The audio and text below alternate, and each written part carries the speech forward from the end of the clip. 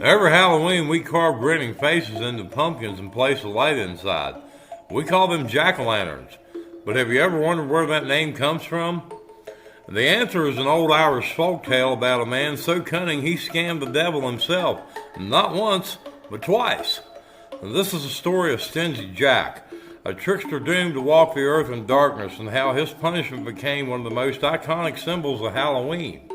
Long ago in Ireland, there lived a manipulative drunk known as Stingy Jack. And his reputation for trickery and greed was so legendary, it reached the ears of the devil.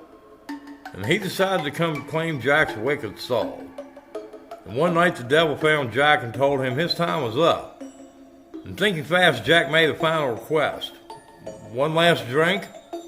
Amused, the devil agreed.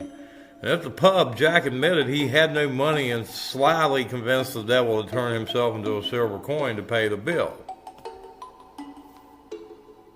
The moment the devil became a coin, Jack snatched it and shoved it into his pocket right next to a silver crucifix. And the holy symbol trapped the devil, stripping him of his powers. And furious, he was forced to agree to Jack's demand to not claim his soul for one more year. A year later, the devil returned. And pretending to accept his fate, Jack asked for one more thing, an apple from a nearby tree. And as soon as the devil climbed up, Jack carved crosses into the bark of the tree, trapping him once again. This time Jack's demand was bigger. He would only free the devil if he promised to never claim his soul. And trapped and humiliated, the devil agreed. Eventually Jack's lifestyle caught up with him and he died. His soul went to the gates of heaven, but he was turned away. A life of sin and deceit had no place there. Denied heaven, Jack went down to hell, but the devil, still bound by his promise, could not take his soul. And he was rejected from heaven and forbidden from hell. And Jack was now condemned to wander the earth forever in the darkness between good and evil. And as a final mocking gesture, the devil tossed him a single burning ember from the fires of hell to light his way. And Jack hollowed out a turnip he was eating, placed the ember inside, and created a makeshift lantern. From that day on, the ghostly figure of Jack of the Lantern was said to roam the Irish countryside.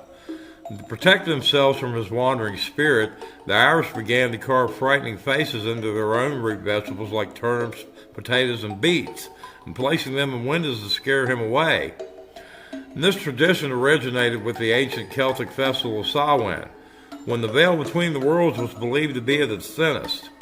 In the 19th century, Irish immigrants brought this tradition to America. They soon discovered that pumpkins native to North America were much larger and easier to carve. The tradition quickly adapted, and the pumpkin jack-o'-lantern as we know it today was born. So the next time you carve a pumpkin, you're taking part in an ancient tradition rooted in the story of a man who is too clever for his own good. And it's a great reminder that every time we light up a jack-o'-lantern, we're keeping alive the eternal wandering ghost of the man who scammed the devil. Twice. Y'all have a good night.